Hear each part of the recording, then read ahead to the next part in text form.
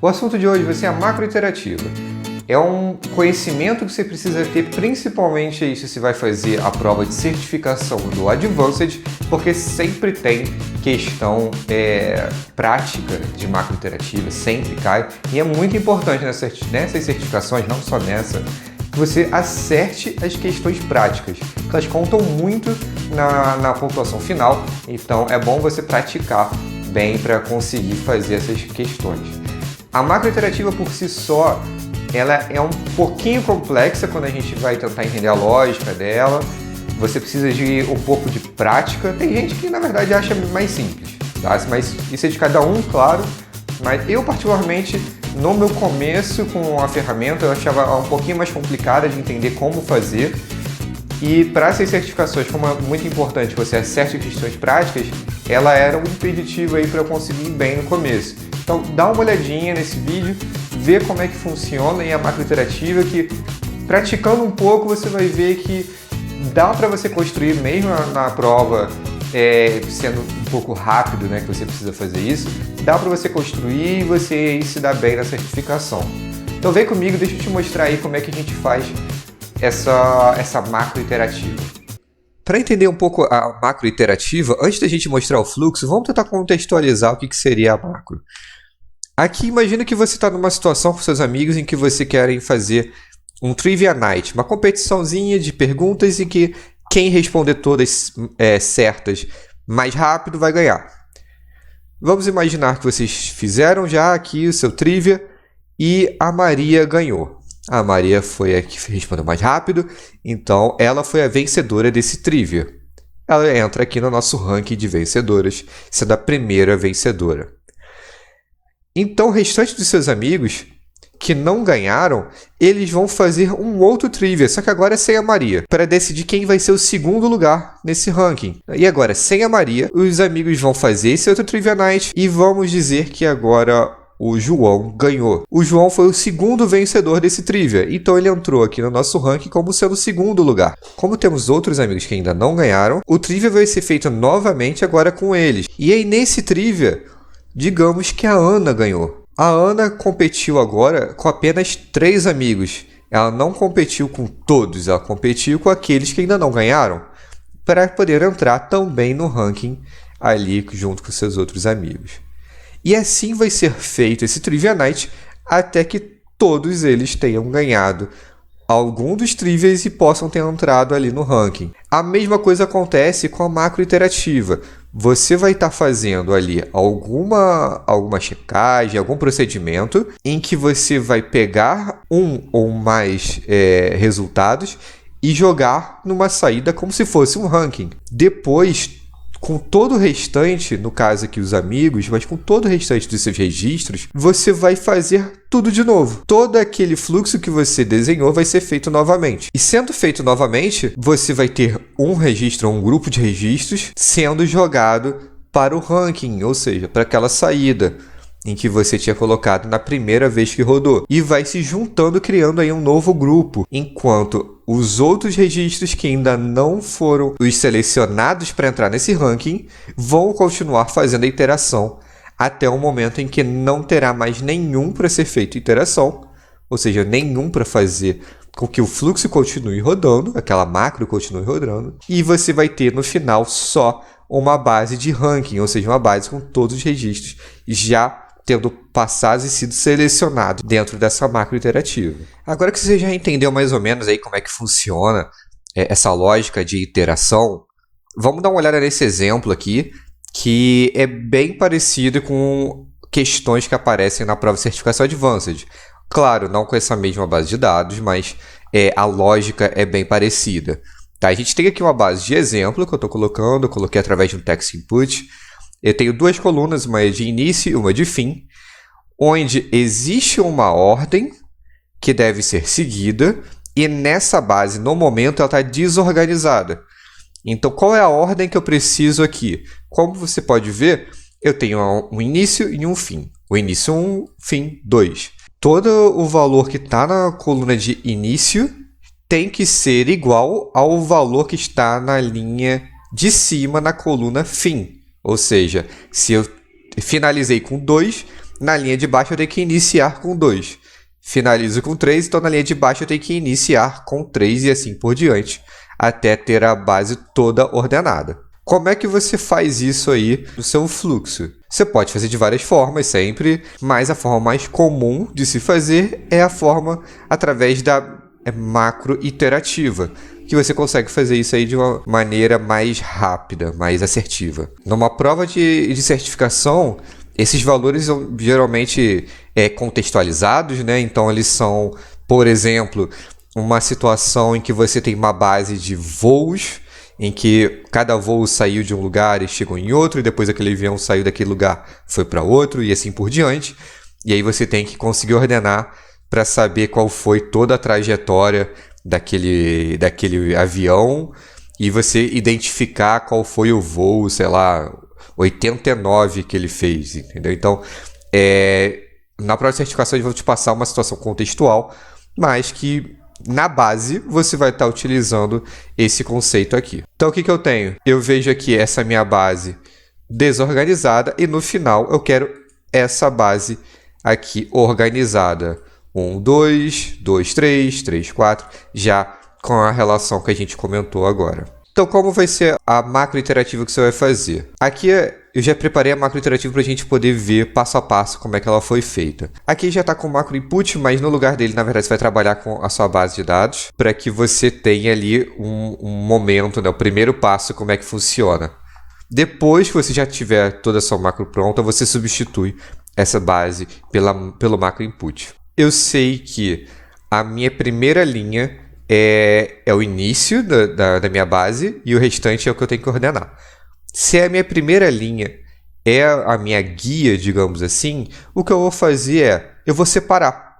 Eu vou pegar minha primeira linha, vou separar do restante e o restante eu organizo, mas a minha primeira linha já está certa. Então, o que eu fiz aqui? Peguei duas ferramentas de sample e separei. Na primeira ferramenta de sample, eu botei para pegar a primeira linha, como você pode ver aqui, first and house, e você bota o n sendo 1. E nesse outro sample aqui, eu botei, ao invés de pegar a primeira, eu botei para pular a primeira e pegar todo o restante. Então, eu botei a opção de skip e botei o n1 também. Dessa forma, você vai ter no seu primeiro sample só a primeira linha e no seu segundo sample todas as outras linhas menos a primeira. Como a primeira já está certa, eu vou colocar essa primeira já sendo uma das minhas saídas, que como a gente viu lá no exemplo, como sendo o ranking, é a mesma coisa. Eu já vou pegar essa aqui que está certa e vou jogar para a minha saída, para que no final seja tudo consolidado. Assim como a gente viu lá no exemplo do ranking. Mais para frente eu vou explicar aqui qual é a diferença entre esses outputs, tá? Mas já fique em mente que essa saída é análoga àquele ranking lá. Ok, agora que eu já tenho essa minha saída com minha primeira linha que já está certa, eu vou ver então o restante. Nesse restante, eu vou pegar essa base que tem todas as outras linhas e vou acrescentar nela, através do append, a minha coluna de fim daquela base que eu já sei que está certa. Ou seja, na minha primeira linha eu sei que o fim é o número 2, então eu vou adicionar para todas as linhas aqui dessa base que sobrou esse valor 2 através do append. Então eu vou pegar aqui, deixo todo o target normal e deixo no source aqui só a coluna fim da minha linha que já está certa. Para que eu faço isso? Porque agora eu tenho um guia. Agora eu sei qual é o fim que eu tenho que procurar na minha base sendo igual ao começo. Para que eu faço isso? Porque agora eu tenho uma coluna de guia. Com essa coluna guia, eu consigo ter uma referência para procurar qual é a ordem certa da minha próxima linha. Eu não vou organizar a base inteira logo de uma vez. O que eu vou fazer eu vou tentar encontrar qual é a próxima linha certa, que fique ali no topo. Então, se eu sei qual o fim da minha primeira linha que estava certa, eu vou procurar nessa base aqui que está desorganizada qual é o início que corresponde ao mesmo valor que eu estou usando aqui de guia, que é o fim. Então, o que eu estou fazendo? Com essa coluna guia, aqui que eu adicionei esse valor para todas as linhas, agora, através de uma fórmula simples, eu consigo adicionar aqui eu consigo, na verdade, alterar a coluna de guia, que estava lá com o valor 2 para todas, para fazer uma checagem. Se a minha coluna de início for igual a de guia, então você bota que está ok. Porque é essa linha que você quer, é essa linha que você precisa. E o restante pode ficar nulo, você não precisa dessas outras linhas agora. Você precisa encontrar qual era a próxima linha correta dentro aí dessa ordem da base que você precisa. Encontrando qual é a próxima, como a gente fez aqui, através dessa checagem da coluna de guia com a coluna de início, você tem como fazer um ordenamento através de uma ferramenta de sorte e para colocar esse ok, que é o seu guia, lá no topo da sua base. Então agora você vai ter uma base em que você, independente do restante ainda não estar certo, pelo menos a primeira linha você já sabe que está coerente com aquela linha que a gente excluiu, que a gente separou, que a gente já jogou para a nossa saída da macro. Assim você já sabe que essa é a próxima guia que você vai usar na próxima iteração. Analogamente ao que a gente falou antes, seria aí qual é o vencedor já da próxima competição de quiz que vai ter. Esse já é o seu próximo vencedor. É o que na próxima iteração você já vai separar da mesma forma que você fez aqui. Depois que você faz isso, eu coloco aqui um select para excluir essa coluna de guia, porque ela não existe na minha base original. Ela é uma coluna nova, então eu vou ter feito uma alteração na minha base. Para a iteração ficar funcionando corretamente, senão ela vai apresentar erro para você, você precisa manter o layout da base entre as iterações. Tá? Então, a cada vez que acontecer aquela iteração, você precisa fazer o layout ser igual. E com essa base agora, com uma nova organização, não está inteiramente organizada. Eu vou pegar ela e vou jogar para uma saída também de macro. Então, o que eu tenho aqui? Eu peguei minha base lá, completa, com todos os registros, tirei a primeira linha, que é a que eu sei que está certa, e joguei para uma saída. Na outra, com o restante, né, dos meus dados, eu organizei eles só para conseguir qual é a primeira linha certa de acordo com aquela minha anterior. Feito isso, o restante não importa se está desorganizado ou não. Mas eu tenho a minha primeira linha guia também. Pego essa base e jogo para uma outra saída. Só que essa saída que eu estou jogando, essa base, ela que vai servir de fonte para a minha próxima iteração. Então, o que vai acontecer na macro iterativa? Agora que você já viu como é que funciona o fluxo para uma vez só, como é que vai funcionar na iteração? Nessa primeira aqui, ele pegou a primeira linha, guardou numa saída, pegou o restante e mudou ali a base. Mas é uma base agora menor. Uma base com um registro a menos, porque eu já tirei um registro e já joguei na minha outra saída. Essa minha nova base, ela vai voltar para o começo. Então, ela vai vir para cá. Agora, na próxima iteração, na próxima vez que a macro rodar, ele vai pegar essa base aqui e vai jogar para a minha entrada. Nessa minha entrada, ele vai fazer todo o procedimento da macro de novo. Então, o que ele vai fazer? Esse 2 e 3 que a gente ordenou aqui para ser o guia, ele vai separar. Ele vai pegar aqui, novamente, só a primeira linha, que agora vai ser a 2 e 3, e não mais essa 1 e 2. Então, essa 2 e 3 ele vai separar e vai jogar para essa saída aqui. E quando ele joga para essa saída, ele está fazendo a mesma coisa que um union. Então, ele pega o que já teve na minha primeira iteração, pega o resultado da minha segunda iteração e joga logo abaixo. Por isso é importante ter o layout igual, para que ele consiga fazer esse union. Fazendo isso, você vai ter, nesse momento dessa segunda iteração, você vai ter já nessa saída uma base que é 1, 2, 2 e 3. Já começa a sua ordenação a ficar mais correta.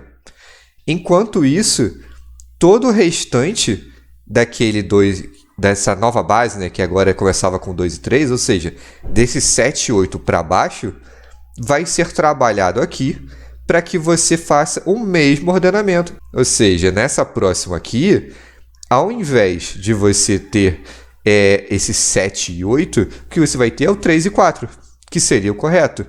E aí você vai pegar esse 3 e 4, o restante vai estar todo desorganizado, vai pegar essa base e vai para a próxima iteração.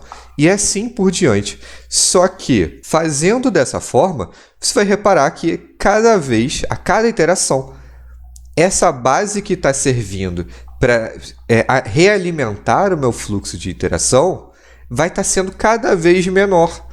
Sendo cada vez menor, vai chegar um momento em que não vai ter mais. Não vai ter mais nenhuma base ali para ele ficar fazendo a iteração. Então você vai ter encerrado a sua macro e ele vai voltar lá para o seu fluxo original onde você estava usando essa macro, em que ela já vai ter parado de rodar e vai seguir fazendo o que você tiver programado para fazer. É importante aqui agora a gente falar a respeito das configurações dessa macro, tá? Agora que você já entendeu como é que funciona um fluxo de macro iterativa, que você precisa então colocar duas saídas em uma macro iterativa, porque uma precisa ser a base que você vai estar construindo e a outra precisa ser a saída que vai ser a base para você realimentar o fluxo, você precisa sempre pensar em uma lógica para macro iterativa em que você, em algum momento, vai encerrar essa macro. Aqui eu estou fazendo uma lógica em que a cada iteração minha base diminui. Então, em algum momento, a minha base acaba e aí o meu loop, né, a minha macro iterativa, acaba também. Mas se você não pode fazer isso, se você precisa que a base toda esteja lá o tempo todo por algum motivo, então o que você vai precisar fazer é que, de alguma forma, através de algum flag, alguma coluna que você cria ali para ter um flag, você consiga, através disso, no final, colocar como se fosse talvez um filtro e que pegue essa flag e assim com essa flag ela encerre a sua iteração. Mas aí é caso a caso, você tem que ver se faz sentido para você. E como é que você fala aqui, então, para a macro, para o Alteryx, que essa macro é iterativa e qual é a saída que você precisa utilizar, né, que o Alteryx precisa utilizar para ficar fazendo as iterações? Porque isso eu não falei ainda. Como é que a gente faz?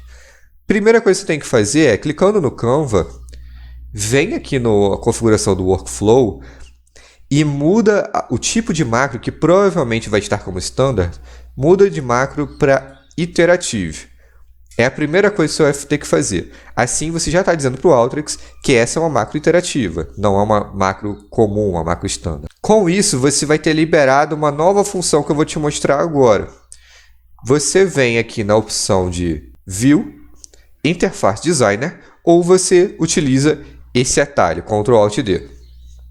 Com esse atalho, você vai ver aí as informações de interface da macro, mas você não precisa trabalhar com a interface aqui nesse momento. Você vai ter que vir aqui na configuração, que é esse símbolozinho. Na configuração, você vai ter agora essas perguntas aqui que você não tinha antes. Se você tivesse vindo aqui sem a macro estar determinada como iterativa, você não veria essas opções. Aqui você vai falar qual é a entrada de iteração. No caso é o meu input, só tem um input mesmo, vai ser ele. E aqui no output de iteração, você vai falar qual dos outputs que você vai utilizar para manter a iteração, ou seja, que vai realimentar o fluxo. Esse output aqui, no caso, é o 9, que é aquele que a gente viu que está lá com a base que cada vez vai diminuindo. E olha que legal, aqui, para você tentar evitar de, por ter feito algum erro no seu fluxo, na sua macro iterativa, você consegue limitar a sua quantidade de iterações e assim você não entrar no famigerado loop infinito em que a gente odeia quando acontece, porque é um loop que você vai ter criado e aquele loop nunca termina. Então, a macro nunca vai parar de rodar. Aqui, com esse máximo de iterações, você consegue determinar quando que ele vai parar. Então, se você sabe que a sua macro não tem como ela fazer uma iteração maior do que 100, nesse caso, por exemplo, então você já bota ali aquele limite para que ele não entre num loop infinito. E aqui você também tem o que você faz quando ele chega nesse limite e o que você faz também no seu output. Então, o que você faz no seu limite? Ele está dizendo que você pode botar um erro, pode botar um warning, ou então ele pode botar ali o output com todos os registros mesmo, e é isso aí. Aí você vai definir ali o que faz sentido para você, via de regra o erro, mas você vê o que faz sentido para você. E aqui no Output Mode, você vai ter análogo ali ao Union, como a gente falou, que ele vai colocando embaixo. Então aqui você vai ter uma coisa análoga. E você vai ter a opção de saída em que todas as alterações vão ter o mesmo layout, como eu falei, e aí você deixa essa opção. Mas se por algum motivo acontece, tem como ter sempre ali o mesmo esquema, né, mesmo layout, você tem essas outras opções aqui também. Então você pode configurar ali para ele organizar por nome, então pelo menos vai ter o mesmo nome, ou então para configurar por posição, independente de nome, assim como você consegue fazer no Union. É a mesma coisa. Com essas configurações feitas, você pode voltar para o seu fluxo original, em que a macro está sendo usada, e você vai colocar aqui, por exemplo, o browser nas duas saídas, só para você ver. E aí você vai ver que na sua saída aqui, que não é aquela de iteração, né, de ficar realimentando, você vai ver que vai ter já a sua base toda organizada como você precisava, porque ele foi fazendo a cada iteração o ordenamento da primeira linha e jogando aqui para organizar. Lembrando que depois que você faz uma macro, para poder utilizá-la no fluxo, você coloca essa macro na sua pasta de macros, já determinada no computador, que aí você só precisa arrastar como sendo uma ferramenta nova. Como você pode ver aqui na minha pasta de macros, eu tenho essa macro iteração, que foi a que a gente construiu aqui. Espero ter gostado desse vídeo, que tenha sido útil para você. Macro iterativa, como eu falei, é um assunto que sempre cai nas provas de certificação de Advanced, sempre tem questão a respeito disso. Só vai mudando ali qual é o contexto, né? Se é o programa de voo de algum avião, né? Da onde ele foi para até onde ele foi, e você descobrir qual lugar que ele estava no 90º voo dele, ou então outros contextos como organiza um time de basquete para sabe, colocar as pessoas que vão estar nesse time, tem um ordenamento que tem que seguir, tem vários contextos que eles criam, mas no final a lógica é essa que você viu no vídeo agora, que você consegue utilizar aí através de macro interativa. Pratica um pouquinho que você vai ver que depois que você se acostumar um pouco mais com o conceito, vai ser mais tranquilo de você tirar boas notas em relação à macro interativa e também utilizar mais no seu dia a dia mesmo, das suas soluções. Volta e meia acaba sendo uma solução bem útil para várias situações. Mais uma vez, espero que você tenha gostado desse vídeo, que tenha sido útil para você, que agora você já consiga utilizar mais essas macros. Me segue lá no Instagram, o Instagram Black Rim Ninja, que eu sempre coloco coisas lá de memes, boto dicas, já tem alguns conteúdos que estão lá no Highlights, então você pode dar uma olhada e ver se tem alguma coisa nova, alguma coisa que você não conhece ainda. E é isso, minha gente. Fica aquele abraço. Até mais.